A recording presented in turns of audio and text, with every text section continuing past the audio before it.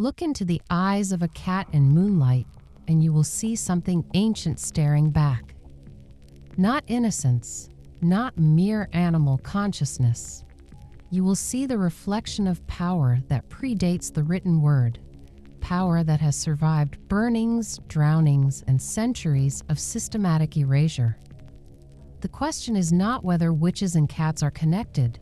The question is why this bond has endured through millennia of persecution, why it threatens patriarchal structures so profoundly that it demanded genocide of both woman and animal, and what this tells us about the nature of magic itself. This is not folklore. This is not superstition. This is the story of how feminine autonomy became criminalized, how sacred sexuality was demonized, and how the witch and her cat survived it all. From the wine-soaked festivals of ancient Egypt to the burning pyres of medieval Europe, the cat has walked beside the woman who refuses to be tamed. And that refusal, that fundamental wildness, is precisely what makes both witch and cat dangerous to systems built on control. We begin in the desert in a time when cats were worshipped as gods. Ancient Egypt understood something that later civilizations would desperately try to destroy. They recognized in the feline form a manifestation of divine feminine power so potent, so undeniable, that they built temples to honor it. Bastet, say her name. Goddess depicted as a woman with the head of a cat, her domains encompassing everything that patriarchy would later seek to suppress: fertility, sexuality, pleasure, and the protection of women. Not motherhood sanitized and made safe, not sexuality controlled and commodified. Raw, autonomous, generative power. The cat was not merely Bastet's symbol. The cat was her conduit, her living presence in the material world. Every cat carried within it the essence of the goddess, which meant every cat was sacred, and every woman who understood this connection accessed something profound. Look at the etymology embedded in their very nature. Felis, the scientific designation for cats, derives from the Latin root fe, meaning to bear young. Fertility is not metaphorical association. It is written into the linguistic DNA of the creature itself. The cat embodies lush, abundant, unstoppable fertility. This is power that cannot be controlled, only honored or feared, and honor it they did. The festival of Bubastis was Egypt's most popular celebration, drawing more pilgrims than any other religious observance. Herodotus, the Greek traveler and historian writing in the 5th century BCE, recorded something extraordinary about this festival. More wine was consumed during these celebrations than during the entire remainder of the year combined. Let that sink in. An entire year's worth of wine consumed in days of ecstatic worship. This was not restrained piety. This was not quiet devotion. This was explosion, liberation, the complete abandonment of constraint in service to the goddess and her feline avatars. The ritual journey to Bubastis reveals everything about what cats represented to the ancients. Boats sailed up the Nile toward the temple city, and these vessels carried mainly female communities, not men dictating proper worship. Women, together, traveling to honor the goddess of their own sexuality and autonomy. As each barge approached towns and settlements along the riverbanks, it would halt, and the women aboard would loudly hail the local women congregating on shore. They would shout sexual obscenities to each other. Not whispered secrets, not shameful confessions. Loud, proud, public declarations of sexual knowledge and power. They would dance wildly, bodies moving without restriction or apology. And then, the most telling ritual of all, Autonomy, the ritual act of lifting up the skirts to expose the vulva. This was not lewdness. This was not obscenity in the way later cultures would define it. This was sacred revelation, the display of the source of life itself. Autonomy was associated with laughter, with healing, with defiance of grief.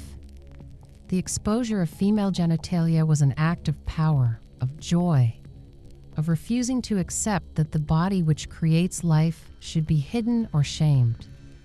And all of this, every moment of this ecstatic celebration, was inextricably linked to Bastet and her cats.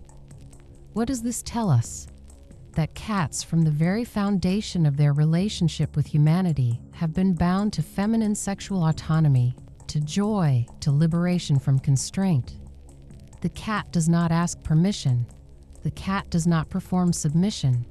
The cat chooses when to approach, when to withdraw, when to offer affection, and when to withhold it. The cat is the living embodiment of consent as sacred principle, of autonomy as divine right. Every woman who understood this, who saw in the cat's nature a reflection of her own right to self-determination, accessed a form of power that no authority could grant or revoke. This pattern repeats across cultures, across vast distances, as if the connection between feline and feminine power is written into the fabric of reality itself. Travel north from Egypt, across the Mediterranean, through Europe to the frozen lands of Scandinavia, and you find her again. Different name, different face, same essential truth. Freya, Norse lady of love, sex, oracles, fertility, childbirth, shamanism, enchantments, witchcraft, and death. Notice that list. Notice how it encompasses the full spectrum of feminine power, from the ecstasy of sex to the mystery of death, from the creation of life to the practice of magic. Freya is not diminished or domesticated. She is everything, terrible and beautiful. And how does Freya travel? Her chariot is drawn by two huge gray cats, massive creatures named Bee Gold and Tree Gold, honey and amber, sweetness and preservation, sustenance and wealth. These are not decorative companions. These cats are extensions of Freya's power, embodiments of her twin qualities, ferocious love and abundant fecundity. They carry her between worlds, between the realm of gods and the realm of humans, between life and death. The cat once again serves as vehicle for divine feminine energy, as the bridge between ordinary consciousness and magical reality. From Egypt to Scandinavia, the pattern crystallizes. Cats and powerful female deities are inseparable. This is not coincidence. This is not cultural borrowing. This is recognition of something true, something observable in the nature of cats themselves. The cat is independent yet affectionate, offering connection on its own terms. The cat is nocturnal, a creature of thresholds and twilight, comfortable in the liminal spaces between day and night, between domestic and wild. The cat is mysterious, fundamentally unknowable, refusing complete domestication even after thousands of years living alongside humans. These qualities mirror exactly the archetype of the witch, the woman who exists at the edges, who refuses to be fully known or controlled, who moves between worlds with ease and authority. These ancient associations set the foundation, but they also set the stage for catastrophe. Because what happens when a new religious structure emerges, one built not on the honoring of feminine autonomy but on its suppression? What happens when sexuality becomes sin, when pleasure becomes suspect, when women's power must be controlled at all costs? The sacred becomes demonic, the divine becomes diabolical, and the cat, that living reminder of everything patriarchy cannot tame, becomes evidence of evil itself. The bond between witch and cat was forged in temples and celebrated with wine and wild dancing. It would be tested in flames and drowning pools, in torture chambers and trials designed to destroy both woman and animal. But here is what they could not understand, those who built the pyres. A connection this ancient, this fundamental, this true, cannot be broken by violence. It can only be driven underground, where it grows stronger in the darkness, waiting for the moment when it can emerge again, when witches can once more claim their cats and their power without fear. That transformation, that survival, that reclamation awaits in the shadows of the next chapter. You have already learned how the sacred bond was forged in ancient temples, how Bastet and Freya wove cats into the very fabric of feminine divinity. You have witnessed the first threads of power connecting witch to feline, goddess to familiar. Now comes the blood, the fire, the transformation that would seal this bond in ways the persecutors could never have imagined. The medieval mind could not tolerate what it could not control, and nothing embodied uncontrollable feminine power quite like the cat, slipping through shadows, answering to no master, eyes gleaming with knowledge that predated Christ himself. When the church turned its gaze upon the women who kept cats, it saw not companionship, but conspiracy, not affection, but abomination. The concept of the familiar emerged from this paranoia, yet it held a kernel of profound truth that the inquisitors stumbled upon without comprehension. A familiar was not merely a pet. The word itself reveals the intimacy, the familiarity, the domestic closeness that transcended the ordinary bonds between human and animal. These were actual, specific, living creatures who shared the witch's hearth, her bed, her secrets. They were messengers between worlds, guardians of thresholds, conduits through which power could flow in both directions. The familiar inhabited the liminal space between the material and the magical, between the mundane and the mysterious. And cats, with their nocturnal prowling, their inexplicable behaviors, their refusal to submit, were the perfect vessels for such work. But to the witch hunters, this intimacy became evidence. A woman who spoke tenderly to her cat, who fed it from her own plate, who allowed it to sleep beside her, was revealing herself. The close relationship itself was the confession. No torture needed when the proof purred at her feet. The bond that had once been celebrated in Egyptian festivals and Norse sagas became a death sentence written in fur and whiskers. Woman and cat would burn together, their screams mingling in the smoke that choked medieval skies. Pope Innocent, whose name drips with irony, made it doctrine. When a witch burned, her cats burned with her, not just the animal at her side, but the principle it represented. All European cat worshippers, all those who maintained the old devotions, the ancient recognitions, were to be consumed by flame. This was not merely persecution. This was attempted erasure of a spiritual technology, a magical partnership that threatened the patriarchal order by its very existence. Because a woman with a cat was a woman with power that answered to no priest, no husband, no king. Yet even as the fires raged, even as cats and women alike were reduced to ash, the partnership endured. Those who survived learned to hide their bonds, to meet their familiars in secret, to whisper rather than celebrate. The magical work continued in darkness, in silence, in defiance. Love, loyalty, and devotion cannot be burned away. They sink into the bones, into the blood, into the collective memory of all witches who would come after.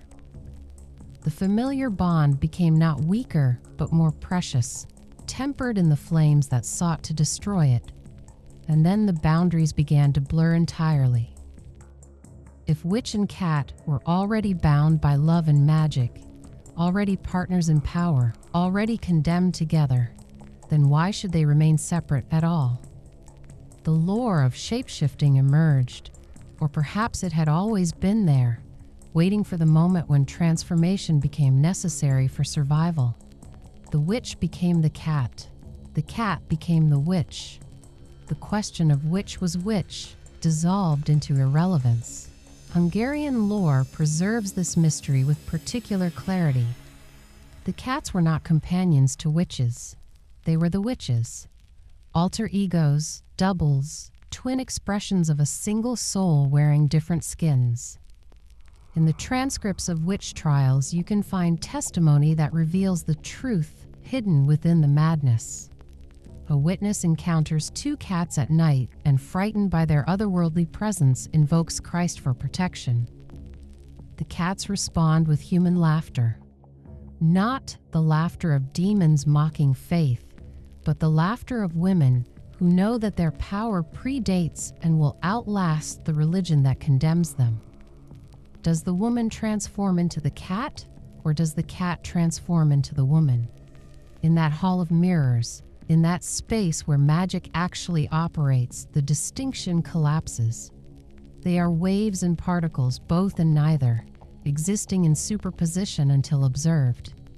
And even then, what the observer sees depends entirely on what they expect, what they fear, what they can comprehend. This shapeshifting was not metaphor. It was technology, survival strategy, magical practice, and spiritual truth all at once.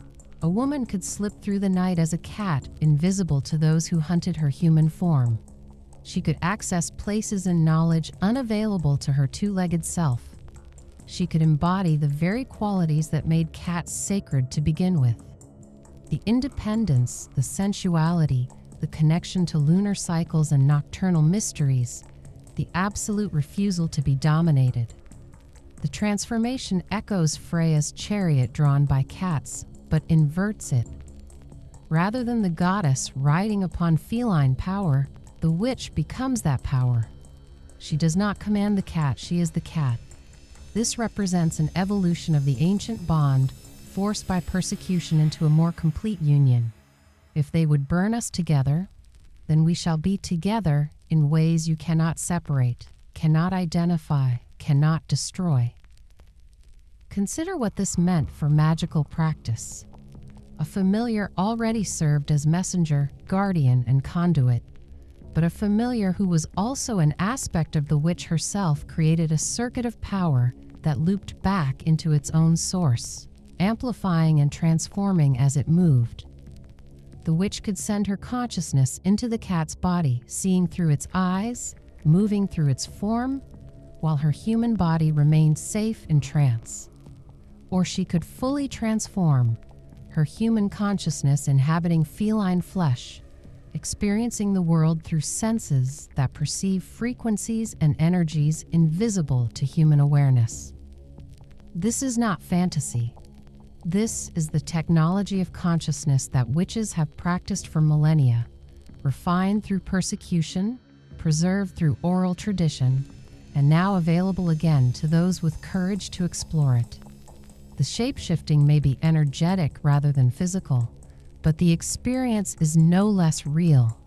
The witch who has truly merged with her familiar knows the feeling of whiskers sensing air currents, of pupils dilating to drink in moonlight, of muscles coiling to spring, of purring that resonates through bone and tissue to align frequencies and manifest intention. The cat's natural abilities become the witch's tools. Night vision for seeing what others miss. Flexibility for navigating tight spaces and difficult situations. The ability to land on one's feet no matter the fall. The capacity to be simultaneously affectionate and utterly self-sufficient. These are not just physical traits, but magical principles, ways of moving through the world that serve the craft. And the cat, in turn, gains from this union. It becomes more than animal, elevated by its connection to human consciousness and magical will. The familiar cat develops abilities that ordinary cats do not possess. It appears in dreams and visions. It manifests in places it could not physically reach. It lives longer, heals faster, knows things it should not know. The partnership transforms both beings, creating something greater than either could be alone. This is why the persecutors failed ultimately. They saw the bond and sought to break it through violence, but violence only forced the bond deeper into realms they could not access, could not burn, could not touch. The witch and her cat merged in ways that transcended physical proximity. Even if the familiar died, even if the witch died, the connection persisted in the collective consciousness of the craft. in the archetypal realm where Bastet still reigns and Freya still rides. Modern witchcraft has reclaimed this bond openly. We no longer hide our cats or pretend they are merely pets. We acknowledge them as partners, as familiars, as aspects of our own magical nature made manifest. When a cat chooses a witch, and make no mistake, it is always the cat who chooses, something ancient recognizes itself. The cat sees in you the lineage that stretches back to Egyptian temples and Norse longhouses. You see in the cat the power that your ancestors honored and the inquisitors feared. Building this partnership requires more than simply owning a cat. It demands recognition, respect, and reciprocity. You must learn to read the cat's communications, to understand that every behavior carries meaning, that the cat is constantly teaching you if you have the patience to learn. When your familiar stares at empty space, it is showing you that the space is not empty. When it refuses to enter a room, it is warning you of energies you have not yet perceived. When it brings you prey, living or dead, it is offering you the most precious gift it knows: the fruits of the hunt, the evidence of skill, the sharing of power. You must also offer gifts in return, not just food and shelter, though these matter, but attention, energy, and magical partnership. Include your familiar in ritual. Allow it to occupy the circle, to move through the sacred space, to interact with the energies you raise. You will find that the cat naturally gravitates to certain quarters, certain elements.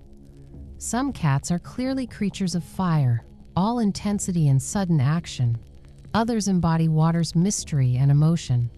Still others are earth, solid and grounded, or air, quick and intellectual. Your familiar will teach you about the elements through its own nature. Meditation with your familiar opens profound channels. Sit in silence with your cat, breathing together, allowing your energies to synchronize. You will begin to feel the boundaries between you softening. Your familiar's consciousness will brush against yours, curious, playful, ancient. In these moments, you may receive visions, knowledge, or simply a sense of deep brightness, of being exactly where you belong in the vast web of magical connection. The practice of shape-shifting, of truly merging consciousness with your familiar, requires patience and should not be undertaken lightly. Begin by simply observing your cat with complete attention. Watch how it moves, how it perceives, how it reacts. Then, in meditation, imagine yourself behind its eyes. What do you see? How does the world appear from that lowered perspective? What scents dominate? What sounds capture attention? Gradually, with practice and with your familiar's consent, you may find yourself able to slip more fully into that feline consciousness, to experience moments of genuine merger. Some witches report that their familiars visit them in dreams, speaking in human language, or showing them visions of past lives where they were together before. Others find that their cats manifest in astral form during journey work, serving as guides and protectors in non-physical realms. The familiar becomes a bridge between worlds, a companion who walks beside you in both material and magical reality. This bond also carries responsibility. A familiar is not a tool to be used and discarded. It is a soul with its own needs, desires, and destiny. The partnership must serve both beings. If you demand too much, drain too much energy, or fail to respect boundaries, the familiar will withdraw. Cats, unlike dogs, cannot be compelled. They must be courted, honored, met as equals. This is precisely why they make such powerful familiars for witches. They teach us about consent, about boundaries, about the difference between domination and partnership. When your familiar dies, and this is perhaps the hardest teaching, you will grieve as witches have grieved for thousands of years. But you will also understand that the bond does not end. The familiar's spirit remains accessible, continues to work with you from the other side and will often return in a new body when the time is right. Many witches report that their current cat displays knowledge of their home and habits that a new animal should not possess, or responds to the name of a previous familiar, or shows scars or markings in the same places. The soul returns, the partnership continues, the work goes on. This is the truth the persecutors could not grasp. This is the power they could not burn. The connection between witch and cat is not circumstantial or cultural. It is archetypal, ancient, and absolutely essential to the craft. When you claim your familiar, you claim your place in a lineage that stretches back to Bastet's temple and forward into futures we have not yet imagined. You become part of a magical technology that has survived everything history could throw at it because it is rooted in something deeper than history, in the fundamental forces of feminine power, natural magic, and the wild consciousness that civilization has never tamed. Your familiar is your mirror, your teacher, your partner, and your other self. Together, you are more than witch, more than cat. You are the living embodiment of an alliance that predates and will outlast every attempt to destroy it. You are the proof that what is sacred cannot be profaned, that what is true cannot be erased, that what is powerful cannot be broken. The bond endures, the magic continues. The cats still choose their witches, and the witches still answer the call.